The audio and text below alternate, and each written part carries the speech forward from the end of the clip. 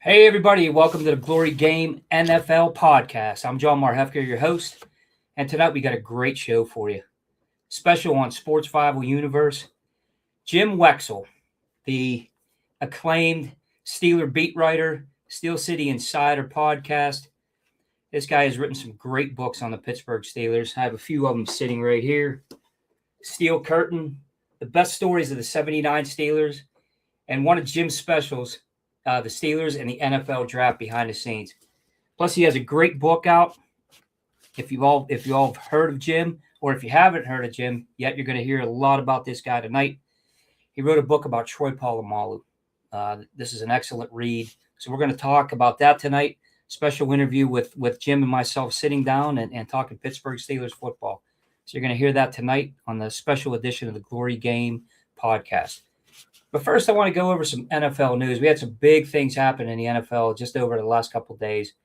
And the one I want to open with is the passing of Raymond Berry, one of the NFL's greatest all-time receivers.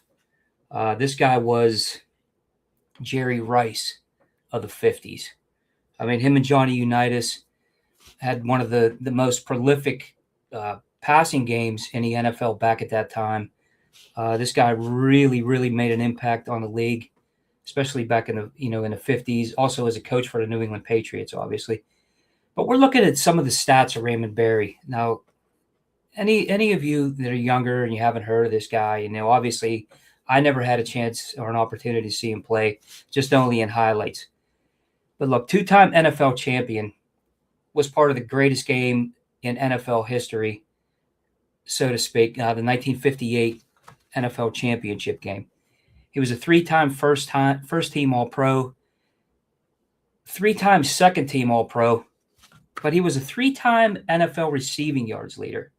Now, this is big time. Back in the 50s, I mean, you're looking at 57, 59, and 1960 receiving yards leader.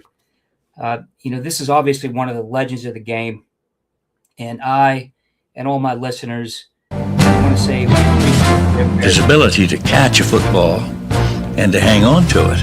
We have that vision of him laid out. That's Raymond Berry. Laid out, going out of bounds, catching the damn thing.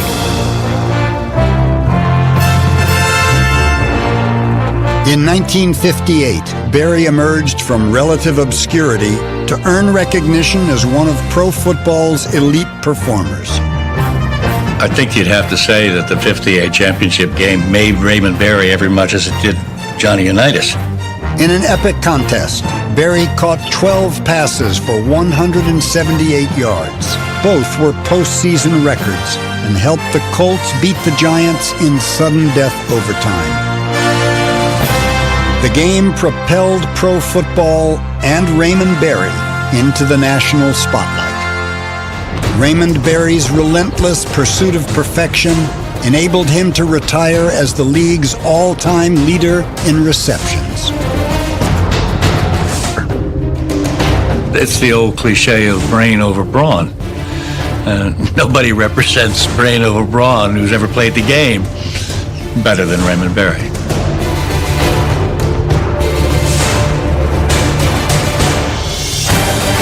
I think you always have to measure people in any sport by the era that they played. You don't put Babe Ruth in the context of today's game. You say, how good was he at that time? And at that time, Berry was the best.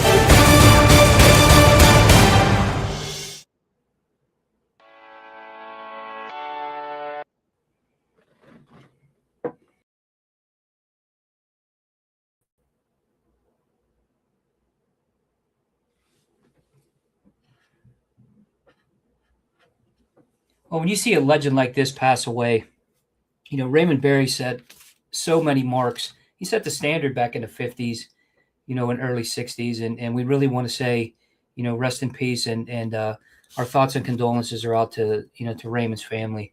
That's a significant passing in the NFL. Well, next up, I wanted to talk about two huge trades in the NFL this past week. And being a Pittsburgh Steelers fan and seeing Myles Garrett get traded to the LA Rams, And I got JT on here. We're going to talk about this. JT, what did you think about this trade? I mean, you're looking at the most prolific pass rusher in the league now, in modern times. I mean, look at Sean McVay's face right there, man. He just got a cornerstone of his defense. What's already a fairly decent defense. What did you think? Yeah, I think it's a good deal for the Rams, but I think the Browns actually got rid of him at the right time. Being honest, I think that we're going through that here in Pittsburgh with T.J. Watt. I mean, how long do you hold on to a guy making that kind of money? But Garrett's well worth the money right now. That's for sure. He's the best. I mean, he proved that last year. He was on pace for a while to 28, 29 sacks. So he's a tough guy to stop, man. And the Rams got some young talent. I mean, they gave up a nice young piece verse to get him. So I think Cleveland for their franchise, it's a good move. Got a young guy, got some draft capital. Just I don't think they could use it the right way though. That's true. And when you look at the Browns organization, with so many, I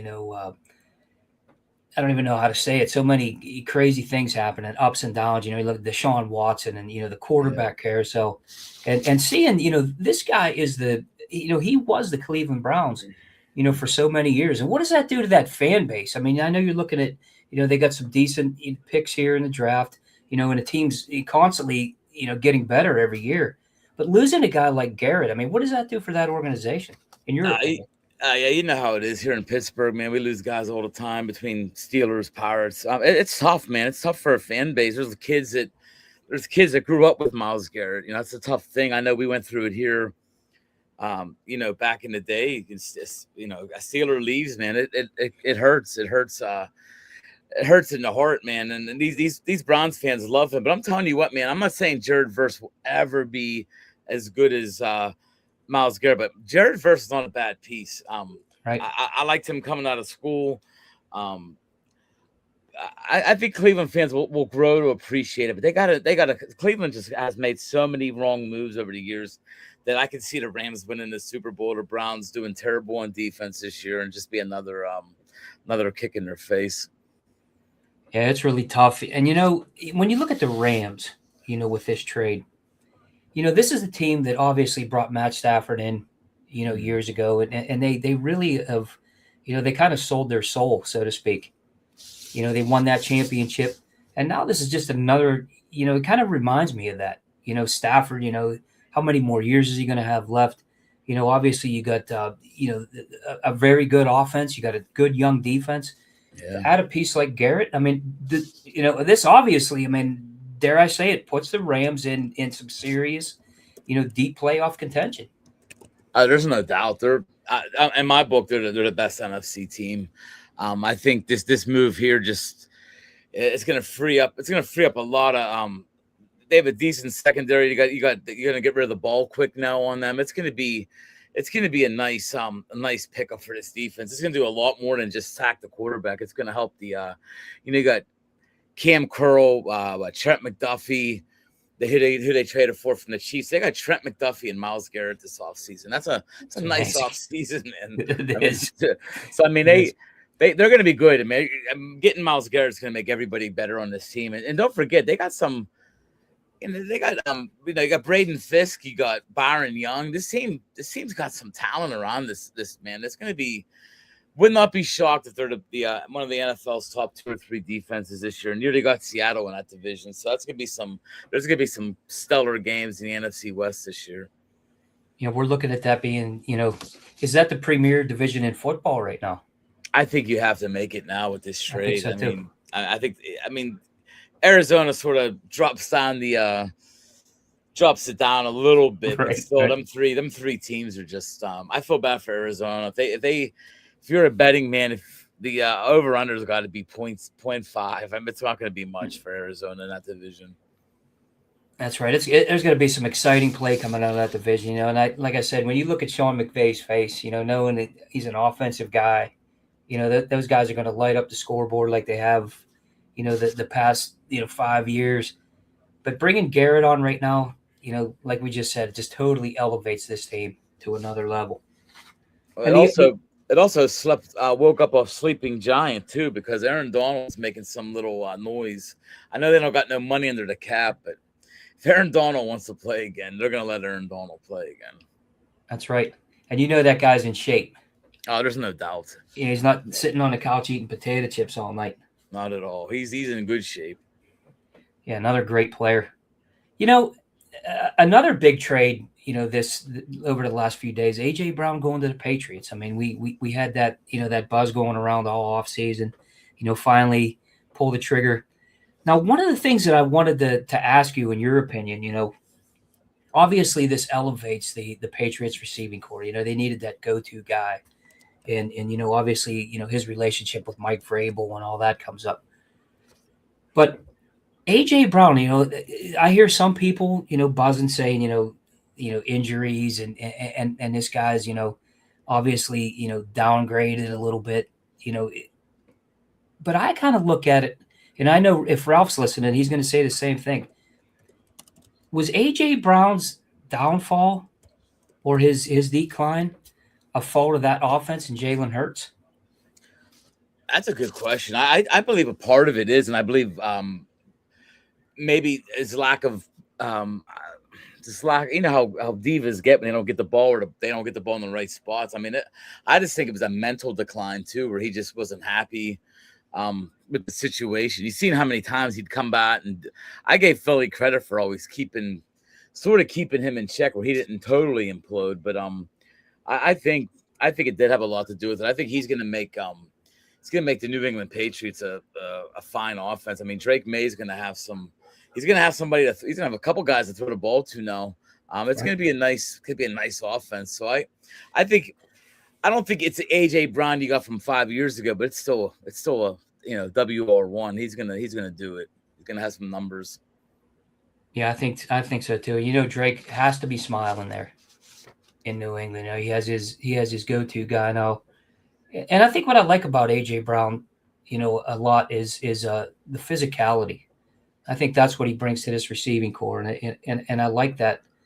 For the fact that when you have a young quarterback like Drake, obviously, the guy made some great plays last year, getting him as a young quarterback to where they were, one step away. And then you add this piece here, do we say that New England is a legitimate contender in this conference? I say definitely, but I also say they gotta figure out with Kayshon Boutte what he's been pretty much putting out in the press as well. He's not happy and all this stuff, I think they got to keep that under control too, because they need AJ Brown's just a piece of what they have, and I love Ramondre Stevenson. He's one of them guys I've always loved, but I love the fact they went out and got Trevion Henderson last year, so they're set at running back. They're starting to get set at the receiver position. Hunter Henry's an underrated tight end. Agree.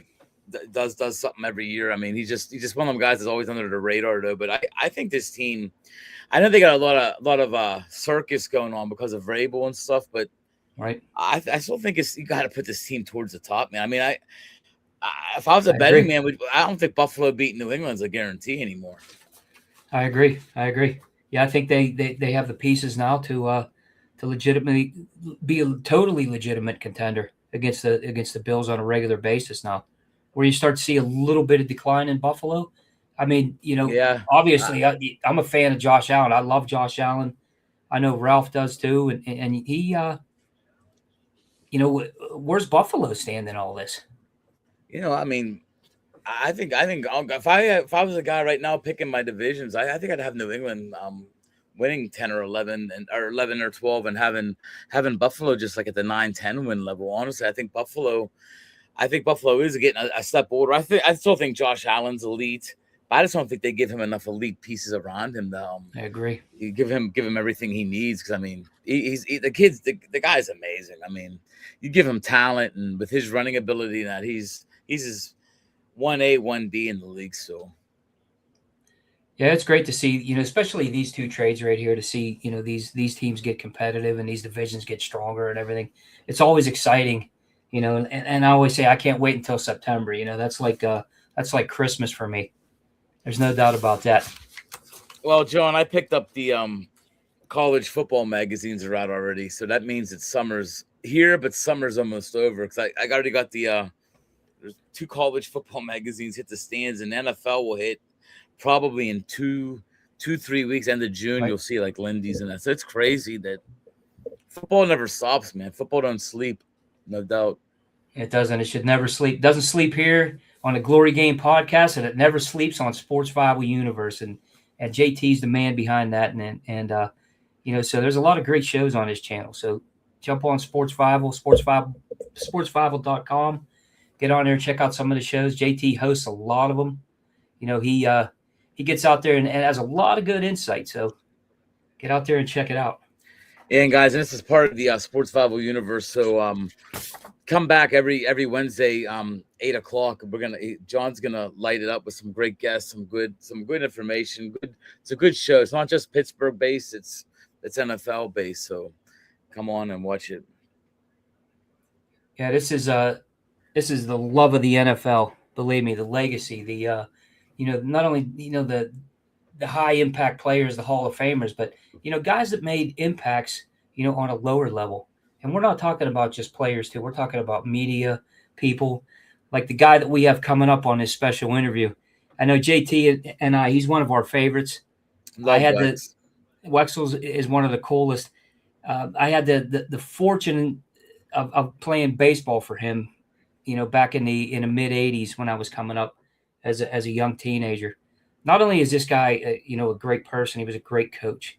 He brought us to, an understanding on how to be a great team and how to win, but also how to, to bring that camaraderie, in with the team, and him and his dad and all the great coaches on that team in the NCAA Colt League. So I want to give those guys a shout out if you're listening in, and definitely to Wex.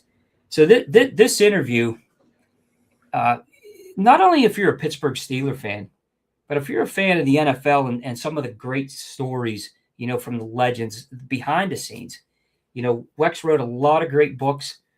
Like I said, two of the two that stand out to me, besides the Polamalu book, are On the Clock, which is some great insight behind the NFL draft and the Pittsburgh Steelers. From Terry Bradshaw to Ben Roethlisberger and all the great picks coming up through, and best stories of the '79 Steelers behind the steel curtain. There is some absolutely great stories in here. Wex and I discuss it in this interview, and so I want to say that give us a listen. Get on JimWexel.com. Follow Jim. You'll see the books on there. You'll get a little background on what he does. I mean, he's a Steeler beat writer, and he delivers the game from a fan's perspective. I mean, this guy, has obviously built a reputation, but he's also has a lot of great insight. He tells it like it is. He gives you a great take on the things that he does. So everybody, I want you to tune in and listen to my interview with the great Pittsburgh Steelers beat writer Jim Wexel here on Sports 5 Universe and Glory Game Podcast. I hope you all enjoy it.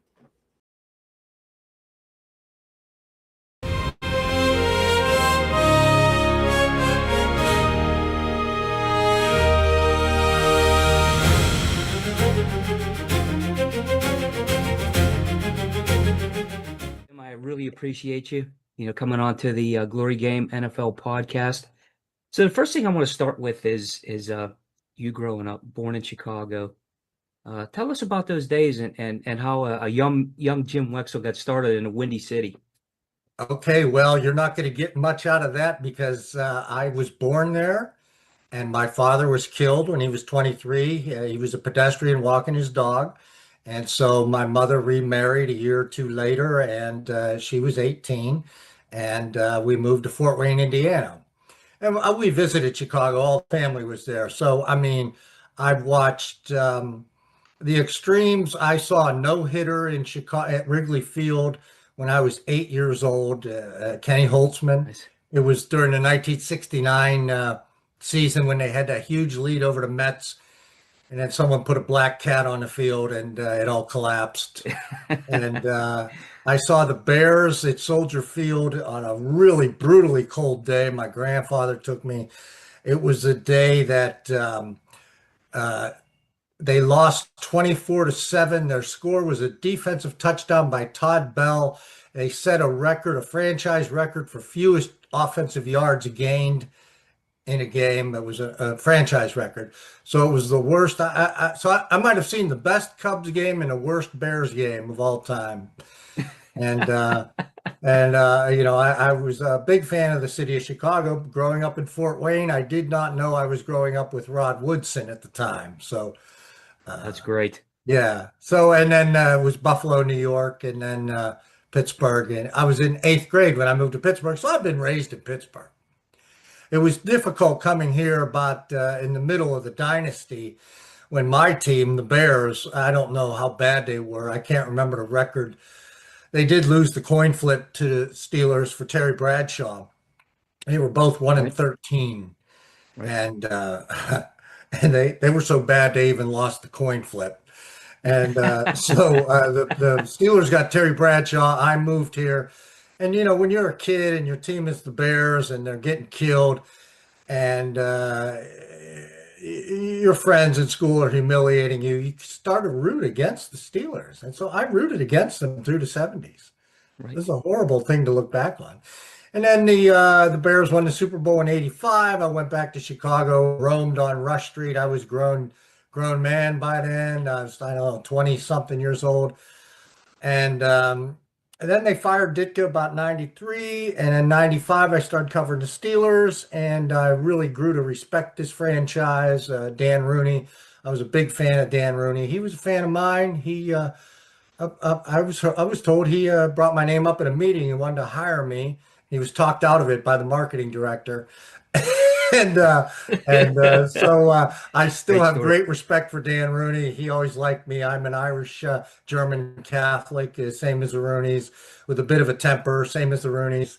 So I just they got wise and hired a lawyer. Art too was raised a lawyer to kind of temper all of that temper, and they kind of changed a little bit, but they're intelligent, they're smart, and I still have a lot of respect for the Rooney family. A lot of, young Dan is a scout. I'm a friend of his, and I just have a lot of friends in the organization, and I don't even think about the Bears anymore at all. You really outgrow that stuff. At least I do. Now I know a lot of Steeler fans that haven't, but and with good That's reason. right. It's tough. It's Yeah, tough. I even outgrew my Cubs fanaticism for the White Sox, which you're never supposed to do. But I found out I had family that played for the White Sox, and my father's family, who I didn't get to know until I got older, a big White Sox people, worked at Comiskey Park, and so I'm actually a White Sox fan now.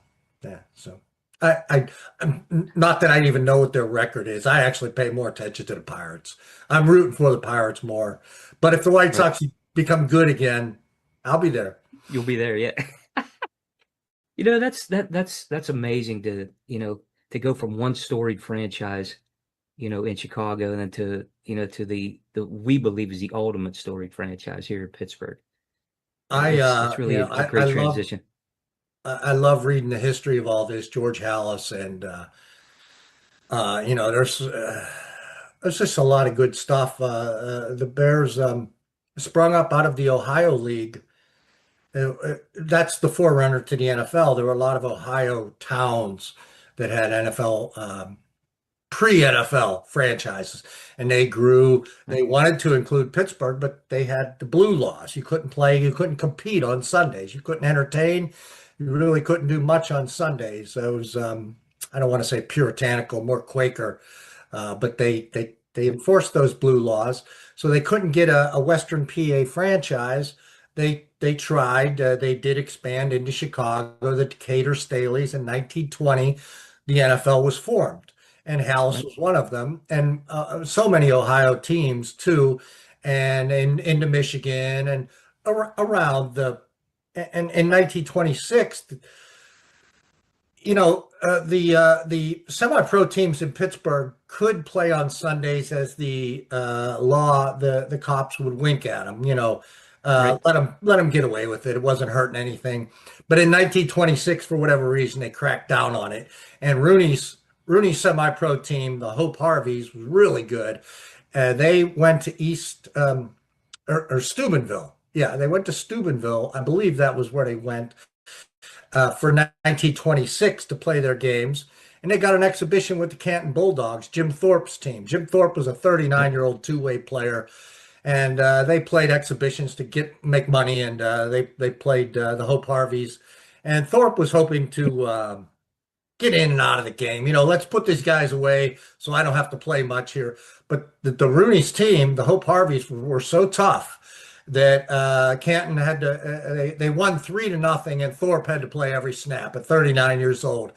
But Right. Rooney's team caught the attention of the NFL. They always wanted to go into Pittsburgh, but they identified the team they wanted to deal with. Art Rooney was a great player, and he was a halfback. He was a thin kid, but he was a Golden Gloves boxer. He was a great baseball player. He loved baseball, just loved baseball. Honus Wagner was his idol, and that's why he named the Steelers the Pirates originally. But that was when the NFL caught the attention of Rooney, and when they finally did do away with the blue laws, they went after Rooney's team, and he bought in, and that was the start of it. But it started with that 1926 game against Jim Thorpe's team that really was the key game, because there were a lot of semi-pro teams in Pittsburgh that were strong. Rooney's was the strongest, best managed. He was a great manager along with a great player. Yeah. Sorry for all that. I didn't know if that's what you wanted today or not, John. No, that's great. This Okay. is about the history of the team and you starting out as a journalist. I remember the days of Standard Observer back in Irwin. Yeah. When we were playing ball and everything. Tell us about those days and how you came up, because that was kind of like your formative years. To get you Okay, to well, the place where you are now. I'm sorry to cut you off. I'm sorry. No. I don't know how much your fan base is going to be interested in this, but I I was at Robert Morris. I transferred from Clarion to Robert Morris and was in a business writing class, learning about computers, because that's where all the money was. Like a kid now should go into AI. A kid then was going into COBOL and learning how to write programming. And I had a business writing class at Robert Morris, and we had to read a book called something about the grain embargo between Russia and the USA. And I couldn't read it. It was terrible. I was so bored. And then we had to write a paper on it. And we didn't have Google back in those days. So I wrote a really, really bad paper, handed it in. And the teacher the next day, the professor said, class, this was the worst writing assignment I've ever gotten back from all of you. So I'm glad it wasn't just me. It was the whole class. He goes, I know this is a dry subject, but write about whatever you want tonight. Please, I got to teach you guys how to write. So I wrote about Cool Papa Bell. And the next day, the old thing about Cool Papa Bell, he in the Negro Leagues, he was so fast that he could turn off the light switch, get into bed under the covers before the room got dark. That's how fast he was. And the teacher loved that. He said, much better class, much better. There was one in particular that I really loved, and he had copies for everybody. He goes, I'm handing this out to all of my students in all my classes. And he said, this is a chocolate chip cookie packed full of chocolate chips. So that's always been my goal as a writer, to get many chocolate chips into a chocolate chip cookie as I could. So that influenced me to become a writer. So I transferred to Pitt Greensburg and got into English writing. And the Standard Observer hired me to write, be a stringer, cover high school ball. And he usually gave me York. And you being in the area, you know that nobody cares about York football and all that, right? But that was where my start was. And the second year I was starting to, after the football season, basketball season was starting. And I had coached you guys. I knew all you guys from the summer. And Norwin's basketball team was hosting a holiday tournament. He said, how'd you like to cover Norwin? I'm like, yeah, how'd I like to cover Notre Dame? How'd I like to cover the Steelers? Yeah, I'll cover Norwin. It was the biggest school in our readership. Right. And that's where I went. That's where you went. I coached all the kids. I knew all the kids, and they were sophomores coming in, Rasps and Jeff Schrump and Doug Jackson. I knew all the basketball players. I knew their Right, nicknames, right. and they were all good athletes. And I was surprised For they were all sure. starting. I think he started 5 sophomores to start the season. And my plan, well, I was going to Colorado with a buddy after I graduated in Christmas time. So anyway, I wrote up that game. He knew I was in English writing and not. Vic Ketchman was a great writer. Football Oh junkies yeah, for out there sure. know the name. Yeah. For sure. And so he Great said, writer. I don't want any of that English writing shit. I want journalism. Who, what, where, why, none of your English writing crap, you know. So it was my last story. I was leaving for Colorado after I graduated from Pitt Greensburg. And so I let it all hang out. I knew all the kids. I used all their nicknames, wrote how good these guys are going to be, and they won the game. Next day, I got a call, Jim, I want to hire you full time. So that's how I got into it, John, It's because of amazing. you guys. That's an amazing story. And Yeah. you tie that writing, that style, and you talk about that particular, piece to get you to that point. You still do that type of journalism today, and that's why I love reading, the things that you do, because I think it's true. I think it's really, something that people appreciate, from a fan's perspective. Hey, we have a guy here that not only understands, the organization and the things that are going on, but you put it in a perspective that, the people can really understand, and then we look at it as truth. I love that you do that. I really do. Well, thank you. I try to tell the truth. That's number one. Number two, I tell you, I still lean on English writing principles. In our journalism at Pitt Greensburg, we were taught. Judy Vollmer was the head of the newspaper, and she was a award-winning poet. So she cared about the writing, and she wanted me to develop columns, and and we were given books to read by Hunter Thompson. I forget, the new journalism from the 60s and 70s that wasn't so much who, what, where, why. I mean, she wanted you to be creative. And so I think I've carried that with me, and it's helped me in books and magazines. I don't know that it's helped me in my reports and my reporting. I hope it has. But I have still taken that English writing as opposed to journalism. From Pitt taught that, and I took a class in sports writing at Pitt. I drove downtown to Oakland to take a class taught by Marino Pericenzo, one of the great writers in Post Gazette history. He was a golf writer, but he really liked my work. He gave me an A+, my only A+ I ever got, and it was in sports That's writing. great. So I hope I'm in the right field. You knew what you were doing, that's for sure. He I had the guess. right guy. He had the right guy. You started covering the Steelers in 1995. Yeah. And what's cool about that is, Coach Cowher gets the team to the Super Bowl after all those years. Yeah. And they beat the Colts and Jim Harbaugh in one of the most exciting finishes in, AFC Championship history and Three Rivers Stadium history. What was that season like for you, covering that team? Especially Coach Cowher and getting that organization, back to that level of frenzy again.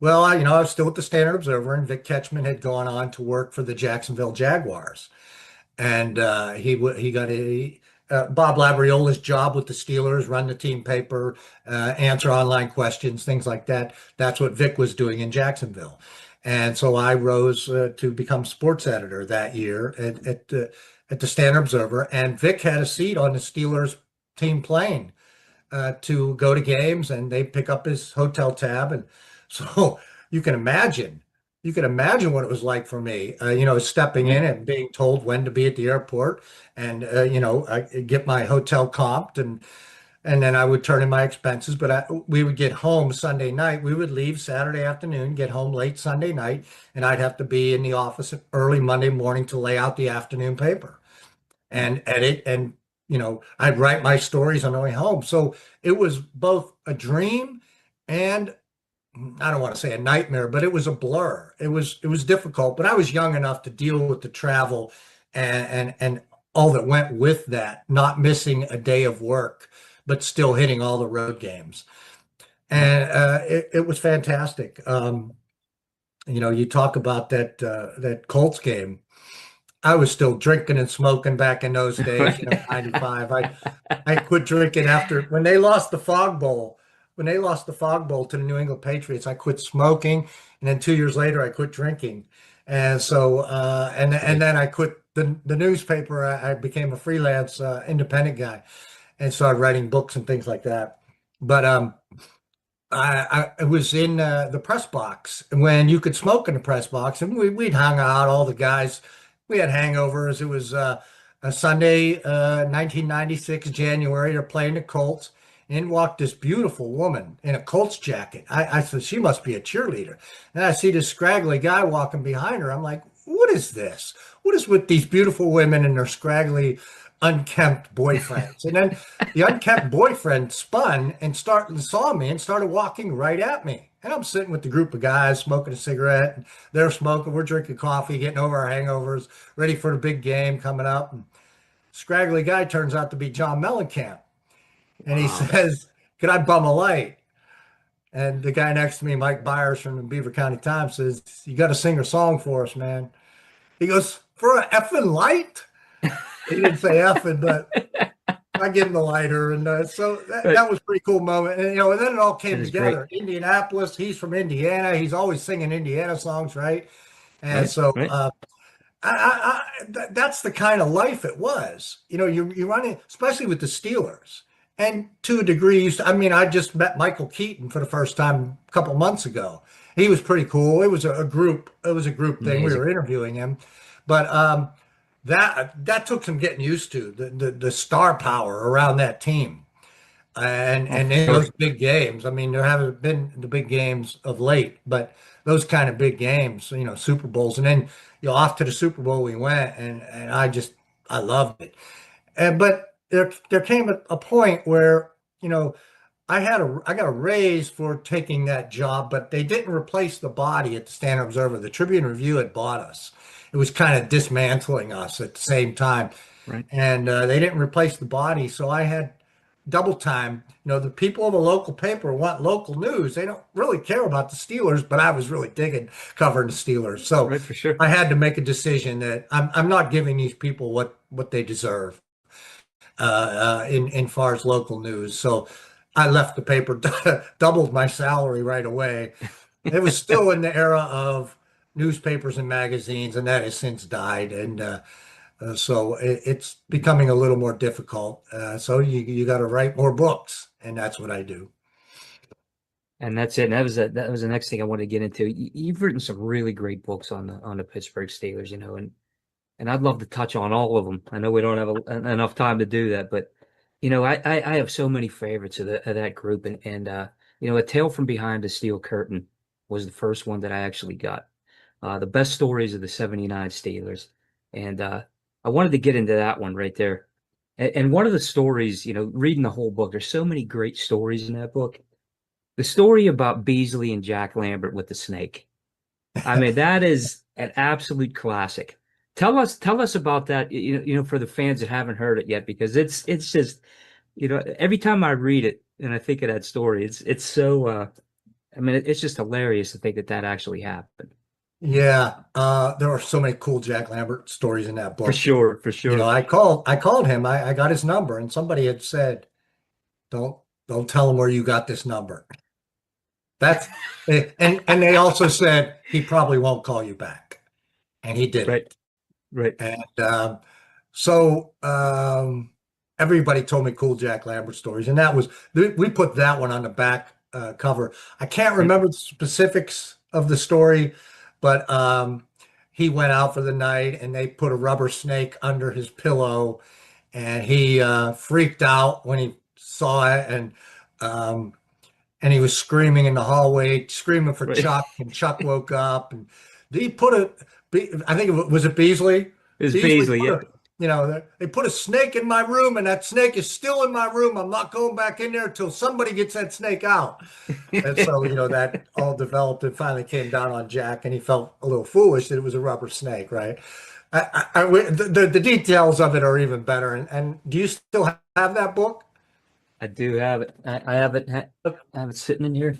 Well, that book's out with me where I could reach it. It's a great book. That book sold out, and then the publishing house, I don't know if it went out of business or mutated into a different publishing house, but the people who work there still call me for books for their publishing house. But it sold out and wasn't reproduced, and I've seen it on sale for over $400 Wow. on used books. And I will say this. That was about the 79 Steelers and people like Jack Ham, Mike Wagner, Rocky Blyer. I know I'm going to miss some guys, but they were so helpful with that book. There were so many guys that helped me. I only had 2 months to write it. And Wow. sometimes when you're pressured like that, you can really turn out your best stuff. And the next year, that same publishing house wanted me to do a book called Men of Steel, and they wanted me to do 1,500 words. And the guy had to be alive. 1,500 words on where they are now. What are they doing now? What became of them? And so I tried Jack Lambert again. Why not? I have his number. Let's just try, and maybe I'll catch him in a weak moment. You know. Right. Well, he didn't answer. I left message. He called me back that night. He goes, "This is Jack Lambert." I go, "Wow, I didn't expect you to call me back." He goes, "I don't normally call people like you back." He goes, "But I read your first book and I thought it was the best Steeler book ever written. So how can I help you?" That is So, awesome. you talk about the great compliments of your life that you never forget. Now, I For know all sure. those stories were really cool about him, and I had such great respect for him that, I mean, even if there were stories that made him look bad, I wasn't going to do that. I just, Jack Lambert, who doesn't like Jack Lambert, right? And Exactly. especially the mystery he's become now that he doesn't do many interviews. He doesn't come out. He doesn't return for their legend stuff. He did come back for the last game at Three Rivers Stadium, and that was really cool. And I did interview Right. him then. And Greg Lloyd, at the time, Greg Lloyd was sitting at Jack's table, and I asked Jack if I could interview him. He said yes, and Lloyd got a little mouthy, and Jack Lambert just gave him a peace of mind. Said this gentleman is deserving of your respect. He's come in here to, you know. Greg's like, "Hey, that's cool, man." But wow, Right. I mean,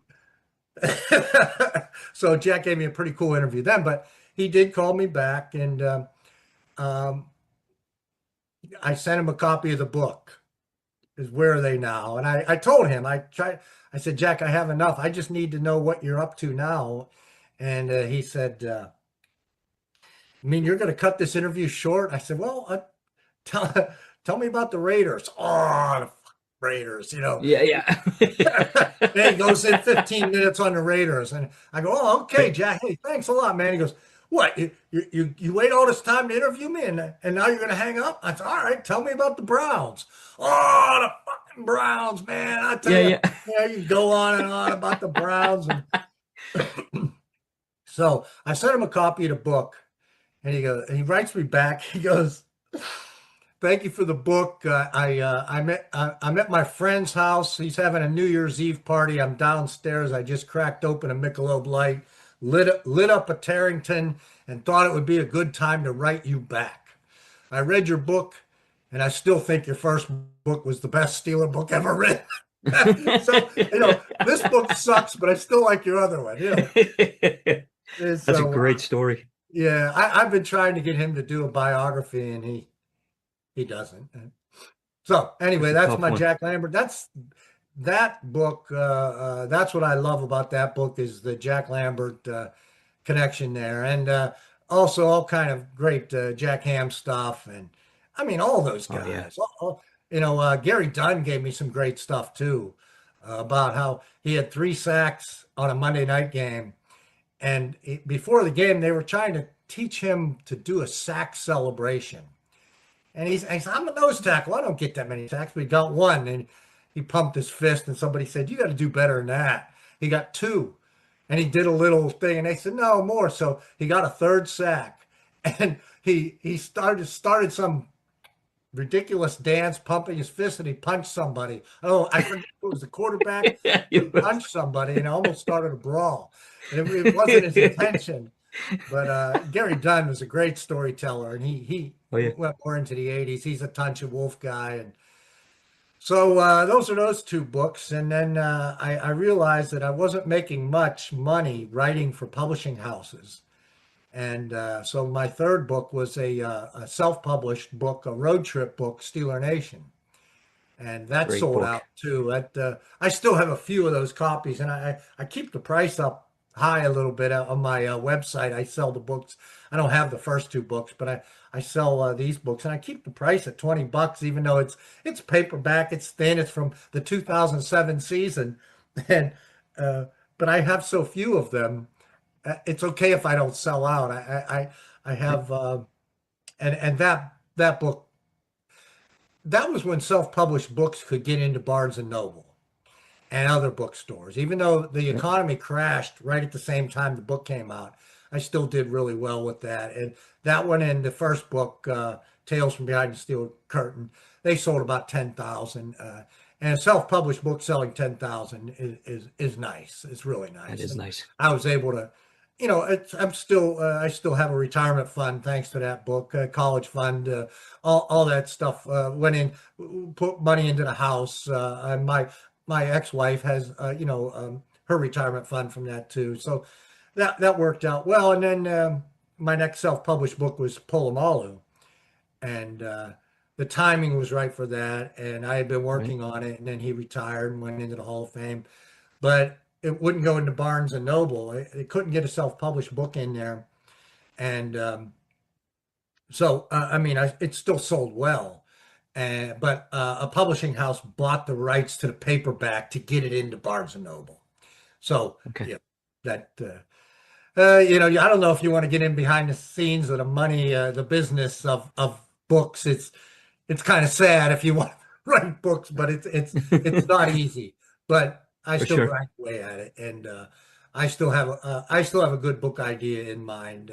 I'm going to start here in a couple of weeks. So Fantastic to hear. It is. You know what? This is about you, and your background and your successes, and and us as fans being able to celebrate with you. This is this city and everybody in it. Especially writers like you. It means a lot to be able to celebrate those things, to be able to have the ability to talk to a guy who's had all these experiences, and to be able to share that. I think that means the world. To be able to spread that love and the things that you did, because these books, uh, amazing. And the Paul Amalu book, you just mentioned that. Not only an incredible book, Wex, but a book that takes a reader into the life of one of the sport's quiet legends. He wasn't one of those guys that was, out there all the time, talking smack. He just laid it all out on the field, and it really exemplified, the compassion, that he had, family and all that. Tell us a little bit about Troy and writing that book, because I think that really it's a great read to be well, able to into his life. thank you, John. It's nice of you to say. The Tales from Behind the Steel Curtain book, it taught me, I only had 2 months to get it. And so I would call these guys and say, hey, I'm writing a book called Tales from Behind the Steel Curtain. That was the name, the formulaic name given. Each city, this book publishing house would do a book called that. So it gave the impression I was looking to dig up dirt. Who wouldn't love to get some dirt? And that's where your bestsellers come from. But I Right. would tell these people, I'm not looking for that. Tell me cool stories, and that would lead to Lambert stories. Right. So, but not just him. But when I say cool stories, I want cool football stories. I want you to tell me about the parties where Lambert got all the rookies drunk. He called it Chobe parties, and how he would show up early and sit at his locker smoking a cigarette, watching these guys who couldn't handle hangovers come in. And that's cool stories. Okay, now we're not digging up dirt, but these are cool stories. And so doing the Polamalu book, you're not going to you're not going to find any dirt. I mean, I, Right. I and I don't mean this out of disrespect for his brother, but his older brother was taller with the same kind of quick twitch. Troy ran the 4.340, but he also had the quick twitch. I mean, that trigger, he had the hips, and he had all of that, and the quick twitch. And his uncles all told me that his kids have the same. His kids are the same as Troy when they were little. So look for the Polamalu boys to become big time athletes too. But his Nice. older brother had the same kind of athletic ability, but was 6'1". Troy's what, 5'10"? So Right. this was a 6'1" Troy Polamalu. But he got into the gangs in LA, and that's why the family moved Troy up north. So I wanted to interview the older brother. I don't know, I can't remember how hard off his life got before he saw the light, he transformed and he had a happy ending. But I wanted to talk to him and I wanted to talk about all that. And so he never returned my call. So when I say dig up dirt, that's the kind of about only I could figure out that would be in Troy's background that would come close to quote unquote dirt. And he never Right. called me back. And so we touched on him in the book, but I wasn't looking for dirt. And, when you're doing a book on Troy Polamalu, you can't expect any. I mean, he's lived a fairy tale life. He's overcome a lot.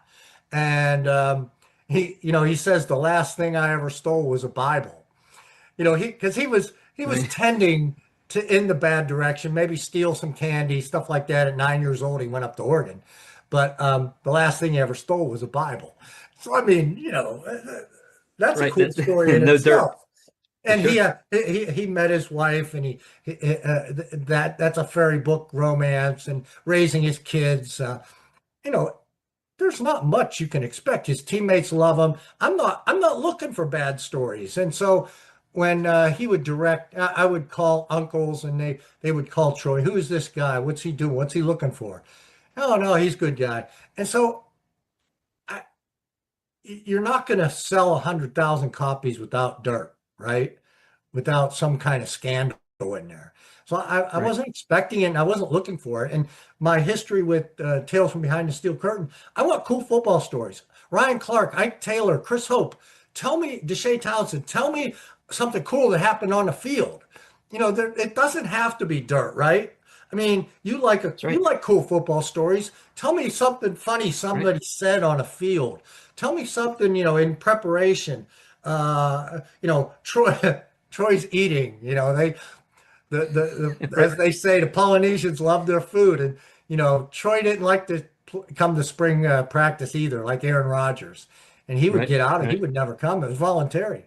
And sometimes he would show up, and it's like, wow, Troy, 20, 30 pounds extra. How are you going to get that off in time for training camp? And he would. He knew how to work his body, and it didn't, springtime training didn't fit his process.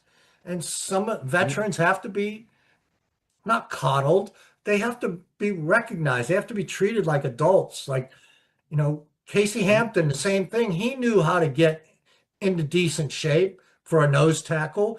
And one time he didn't, and Tomlin put him on another field, and it was kind of embarrassing. And Casey handled it, but these guys know how to take care of themselves. And so, but the eating, there were good stories about, and there were cool stories about Troy's last playoff game, against the Ravens when he knew the end was coming. He didn't really want to admit it, but the end was coming, and he was hurt. He was beat up. He lost to the Ravens, and he and his family got back to Pittsburgh, and I can't remember if the game was at home, but they were driving home, and they went to a restaurant, and Troy, of course, ordered too much food, and they took it all with them. He had a bunch of food in the back, and they would be at a stoplight downtown, and Troy would say, "Stop the car, let me get out." He would get his food, and he would go to a homeless person, start giving him food, and he would limp back to the car. And you know, the town wasn't in a very good mood after losing a playoff game to the Ravens. But here's Right. Troy limping back to the car after giving food to the homeless. That's a cool story in and of itself. That's That's Troy. right. That's what he was. And his uncle would be in the car. Come on, Troy. Let's just go home. You don't have to do this. Troy, no, I want to. And so Right. while there's no scandal, anything close to scandal in that story, it's a cool story. It And is. so you put those little nuggets together and you find more cool stories. And Troy was a very cool dude. And he really was. He's very interesting, very intelligent, and a little bit of a rebel himself. and they're all kind of cool stories like that. So while those kind of books aren't going to sell 100,000 because you're not going to be able to lean on any scandal, um, it's good football stuff, and Right. it keeps your relationships intact with guys who, when they say, please don't use this, but they would tell you something really cool, and you don't want Right. it used. I'm not going to use it. I'm not going to burn a relationship. There's Exactly. enough cool stuff. There's enough good stuff to write here that I don't need to. I'm not that hungry for money. You know, I I'm not going to agree with burn you. relationships. Right. And I think that's that's what's got you here. The respect that these guys have for you, and the town has for you. Not everything is in the books. I still think of things that have happened to me, my dealings with the players. As you get older, your memory tends to reflect back 10 years more so than yesterday. And not that I'm Right. losing, not that I'm gaining any dementia, but I know what you mean, though. I'll remember a James Harrison story before I'll remember who's in his locker right now. I can't even remember who's in his locker right now. Oh, Jack Sawyer. Jack Sawyer's in his locker now. I was Right. interviewing Jack Sawyer last spring, and he's telling me how I think his dad was a Steelers fan. I go, you know whose locker you're in? Who? And I said, James Harrison. He goes, really? And I told him a James Harrison story. Jack Sawyer is a really cool dude. And so I'm Great hoping player. he becomes a great player to, become a go-to guy. He can be one of those interesting interviews, but to get interviewed, you have to do something first, right, on the field. And I'm not That's saying right. he's not there, but he's behind Nick Herbig, so he's number 4 right now, and he's still a long way down there. But Right. and the other thing, Jalen Warren. While everybody, I talked to Jalen Warren about being born in Clinton, North Carolina. I said, man, do you know Willie Parker? He goes, he's my cousin. So, and then Oh, that's amazing. when he made the team, I wrote that story, and then everybody knew that he was uh, cousins with Willie Parker. And then he made the team, and they rearranged the lockers for when all the guys are cut. Then they rearrange the new guy's locker. They put him in Willie Parker's locker, and Roger Freivogel, the equipment manager, isn't there anymore. So I don't know. I think it was just a coincidence. I don't know that anyone knew it was his cousin's locker. I told That's Jalen, great. nobody else knew that. I'm that old. I've been around that long, even though I don't feel old, right? But there's such a young crop of reporters. They don't know where Willie Parker lockered. I told No, Jalen, your cousin was in this exact same locker, and he thought that was really cool. And then that when is cool. he re-signed, he was re-signed. I looked for the last running back to get a second contract with the Steelers because Najee Harris didn't. Right. You just look back. Mendenhall didn't. Um, Willie Parker did. The last running back to get a second contract with the Steelers. I said, hey, Jalen, you know who the last running back in this team to get a second contract? He goes, he knows me. He just looks at me and goes, Willie? I said, yeah. So, that kind of stuff. Jalen and I have a bond. He's not going to tell me behind the scenes stuff that's going to hurt his team or his teammates, or he's not going to give away that kind of stuff, but there's a bond there. So that kind of experience and longevity as a reporter helps in that regard. And I have a bond with Jack Sawyer. I told him we did a little James Harrison. I told him about James Harrison's story one time trying to interview James. He was a tough nut, right? And I said, yeah, well, he's from Ohio. You know about those linebackers from Ohio. You just never know. And that Jack is a linebacker from Ohio, right? Right. And so we started talking about linebackers from Ohio. I said, there's another Jack who played linebacker here. It was from Ohio, Jack That's Lambert. right. And so Jack Sawyer, we got to bond on a little below the surface stuff, and I think he's now could trust me a little bit more, so I can go to him. Once he starts playing more, there's a bit of a bond, and not much, but I'm just saying that's how it kind of snowballs throughout the career of a journalist. You have to build that trust, and then the guys start opening up, and they, I'm sure they, I mean, when they see all the reporters out there, they know eventually, they build that trust. They know, hey, like this guy I'll talk to, but this one, I don't. Is that I what it's kind of guess. like? Yeah, I mean, Najee Harris, for whatever reason, hated my guts, and I hate to use the word hate. I won't use the word hate, Right. but the feeling was pretty close to mutual, and I wasn't the only one. He just did not like a lot of people, and Right. it doesn't always go your way. I mean, the bond is impossible, and Najee got along with others. So Right. it was me. There's an old saying, 20% of the people hate your face. 20% of the people love your face. You can't, Right. you don't know. And you don't get a job or something. And you're like, well, he must be in that 20%, So, and it's not you. It's just how life is. 20% of the people are not going to like you. 20% of the people are going to like you for no good reason. They're just, and the other 60% really don't care. So That's a great breakdown too. I mean, I'll go with that. And so the key is to find your 20%. That's it. That's exactly it. Stay away from the 20% that hate you. I wanted to get into to Craig Wolfley. One of your closest. I know the rapport that you guys had. I'd watched the podcast and things, and we lost Wolf in 2025. I loved what he brought, to the game, because I thought he had that. I mean, a cool, like a funny aspect to it too.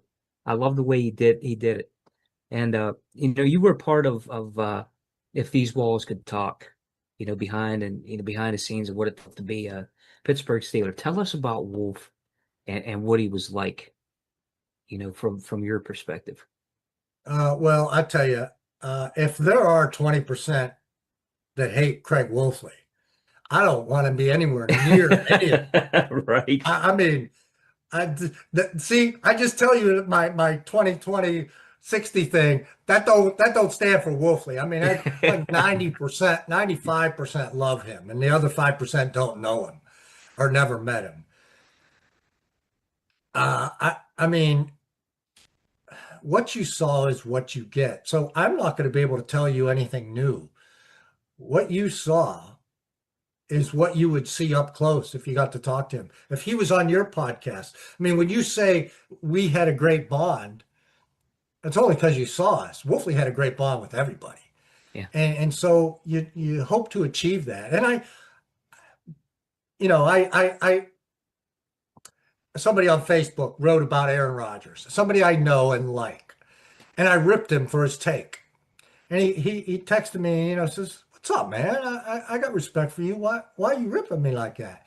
And I thought, man, what's wrong with me? Craig Wolfley, and so I think of Craig. How would Craig have done it? Everybody says, how would Jesus have handled it? What's that? What would Jesus have done? What would Jesus do? Yeah. Yeah. Well, I never met Jesus.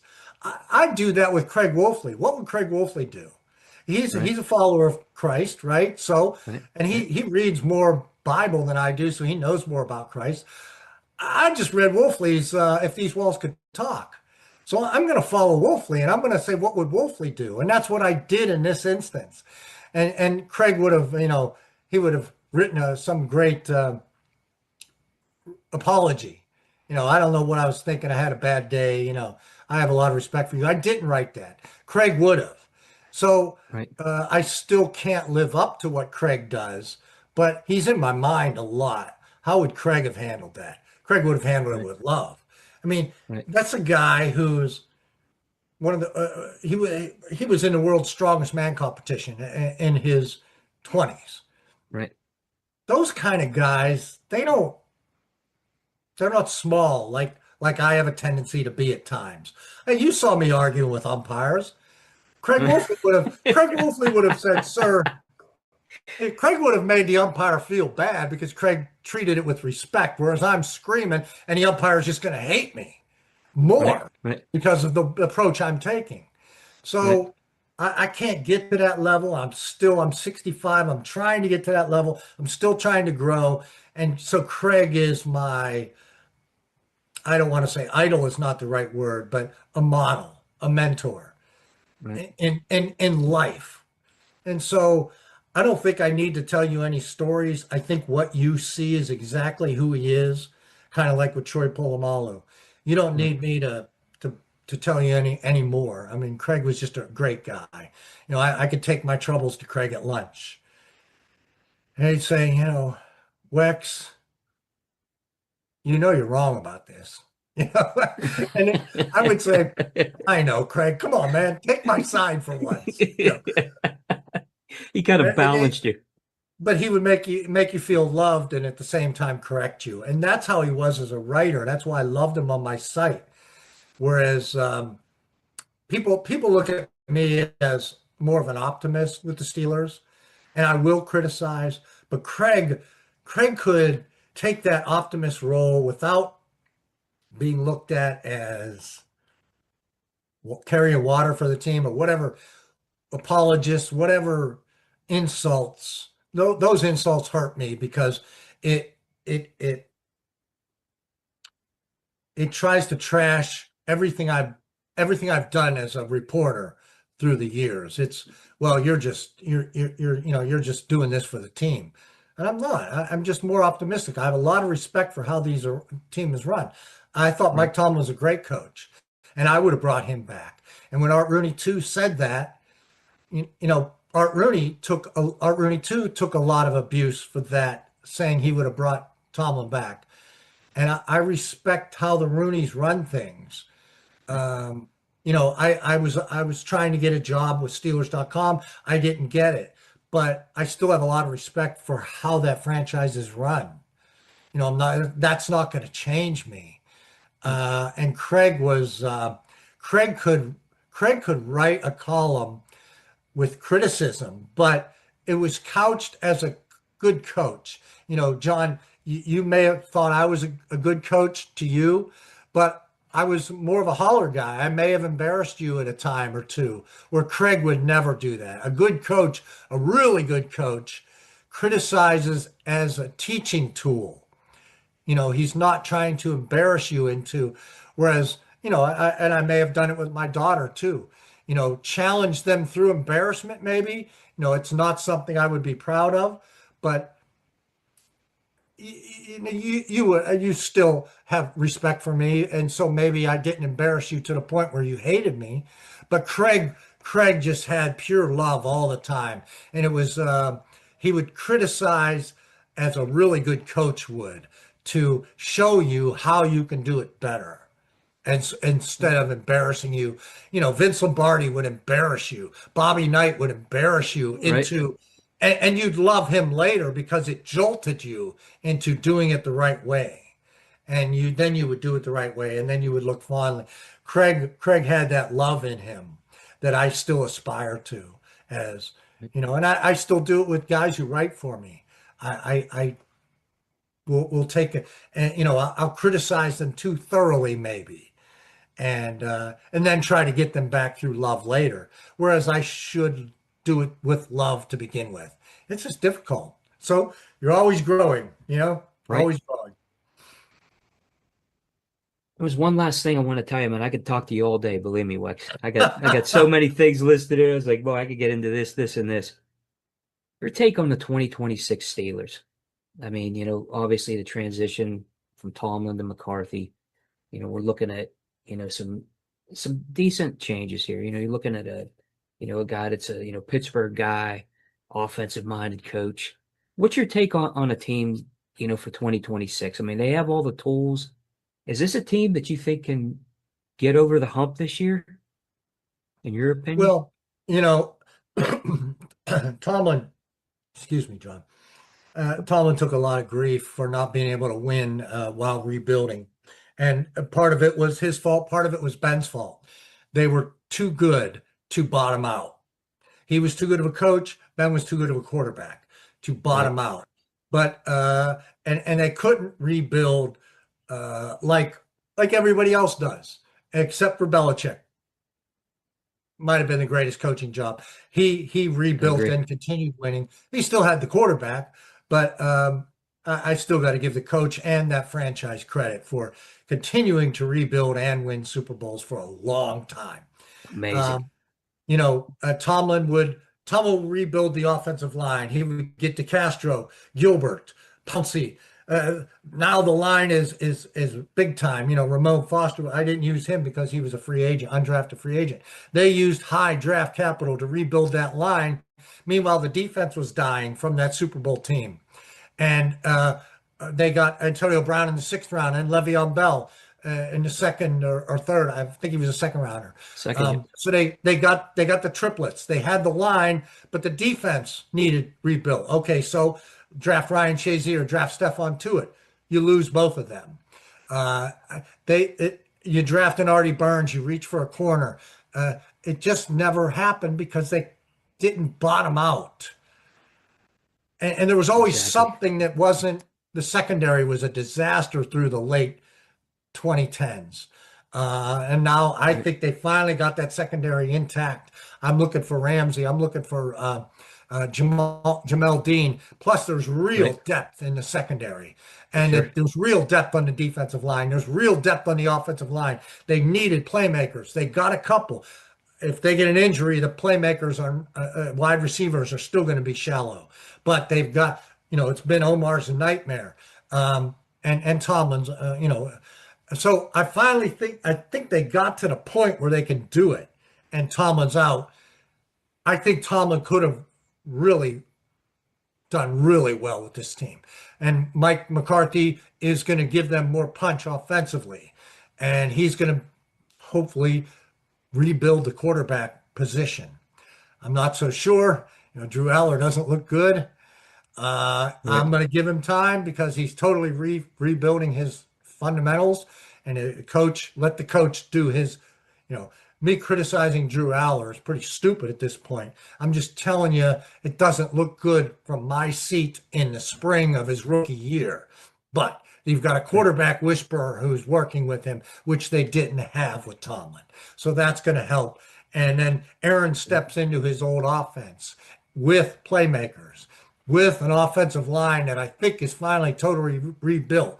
Just because you have a hiccup with Broderick Jones and you probably, didn't draft the great player there, now he's injured, you still got a Honachur.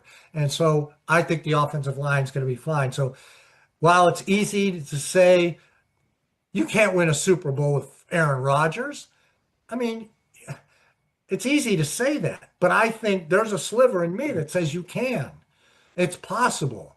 And you have to have everything come together, and this team has to be injury-free. But I think it can. Because he has weapons, because he has a line, because I think he's going to have a better running game and a better defense. Right. And the offensive-minded coach is going to help. Now, when things go wrong, everybody says Thursday night in Cleveland after playing the Ravens at home and beating the Ravens and losing Thursday night in Cleveland to say they're 1-12 is a Tomlin thing. Guess what? It's an NFL thing. And people are so used to Tomlin for how many years? 18, 19 years. Right. That they're going to say, wow, this McCarthy, he's not winning in Cleveland either. After 4 days rest, beating a division rival in a big game, and then 4 days later going to Cleveland to play a 1-10 team, it's their Super Bowl. It's just how the NFL is. It wasn't Tomlin. Every team loses to bad teams.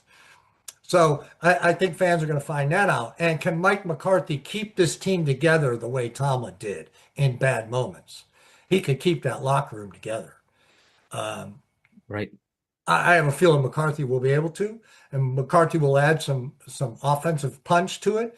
He's got a new defensive coordinator with some ideas. It's going to be the same scheme, but it'll be interesting to see this defense. And they filled in some holes. The secondary, I'm really excited about the secondary and the defensive line. Derek Harmon's second year, Y.A. Black second year. What are they going to do with Benton? Are they going to continue to have him rush the passer as a nose tackle? 6.5 sacks is great for a nose tackle, but he's also getting pushed back into the linebacker in the run game. What will come of that? Cam Hayward still got it. Still have 4 outside linebackers. Exciting. So I'm excited. And I think they can. The win total, my guy has 8. I've heard nationally it's 8.5. In Pittsburgh, there's so little belief in this team that it's 8. I like that. I took the over. I like it too. I'm excited about this team from an underrated point of view where they're going to surprise a lot of people. That's in my opinion. I think it's a great take on it too. But anyway, I'm looking at those jerseys behind you. I see number 40. Is that Gale Sayers? Gale Sayers. That was my first guy. That was sure. When I was a kid. I was a baby. Sayers and Butkus. And 95 is Greg Lloyd. Greg Lloyd. Yep. Got Greg Lloyd. I got 56 is LT, Lawrence right? Taylor. Yeah. Got the helmets behind me. James Ferrier right here. So did Sayers autograph that? He did. I got a Okay. good story for this one too. I bought there's a company that does they have like these mystery boxes. I don't know if you've seen them. You could buy a mystery jersey, and it was like $35 at the for this mystery jersey piece. This was like right around Christmas time a few years ago. And you could get anybody. I mean, they had a list of like all these players. So I remember coming home from work that day and I got mine. I opened it up. It's Gale Sayers. I mean, you couldn't even imagine, how ecstatic I was. I said, "Oh, I can't believe this." But that's I it. can't believe you haven't given it to me for properly thanking me for coaching you. No, I'm teasing. I'm glad we could do a podcast with that.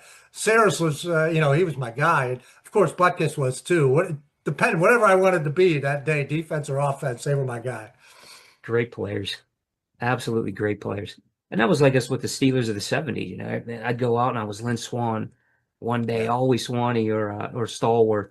But on defense, Lambert, or I was Ham, or playing in the defensive backfield, Mel Blunt. He just those stories, and that's why I like talking to you about those stories, because it brings up great memories, because people tie those memories into childhood and growing up, and it means a lot to become the person that you become. It's a great thing.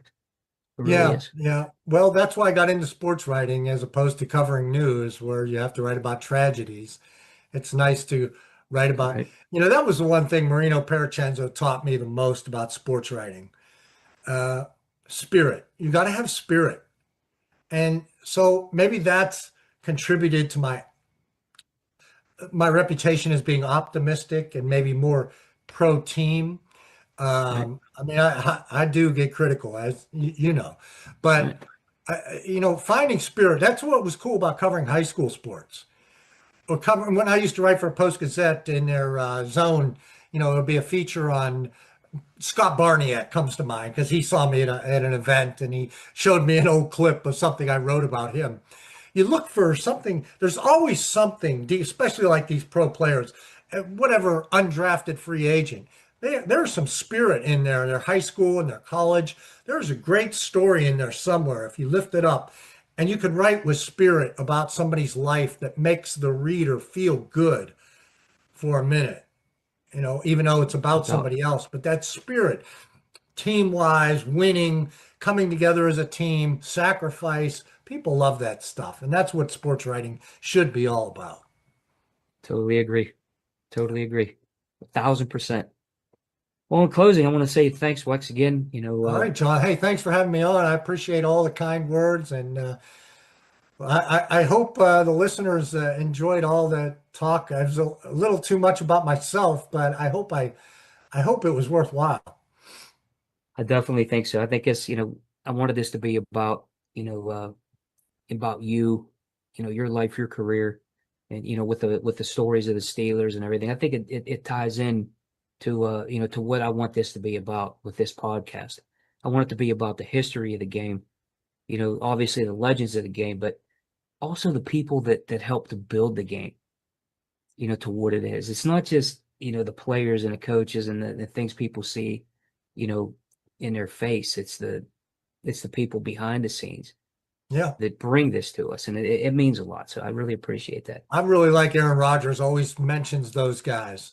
Oh, the assistant equipment manager that brings me coffee every day, man. That's one of the reasons I came back to Pittsburgh. You know, when he says stuff like that, he's Right. 43 years old. Experience has taught him a lot, but he's cool that way. Anybody that talks crap on him, I'm looking forward to another year covering Aaron Rodgers. Now I got to get down there today. I'm interviewing Jason Simmons, their Oh secondary man, coach. great. I told you I liked the secondary, and Jason Simmons I used to cover, used to play. He was a nickel. He was drafted in the 5th round, right behind Deshae Townsend in '98. So I want to get Right. Jason Simmons' take. He's now become a pretty good defensive coach in the league. Steelers just hired him. McCarthy just brought him in. So I'm going to go get some spirit from Jason Simmons. Thanks for having All me right, on, Wex. buddy. Take Thanks care, for being buddy. on.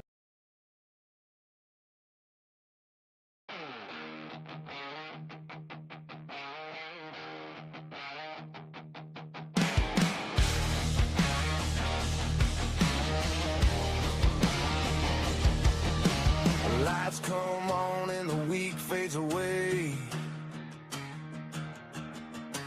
Heads there ready, time to talk ball today. From the first snap to the final drive, this is where the love of football comes alive.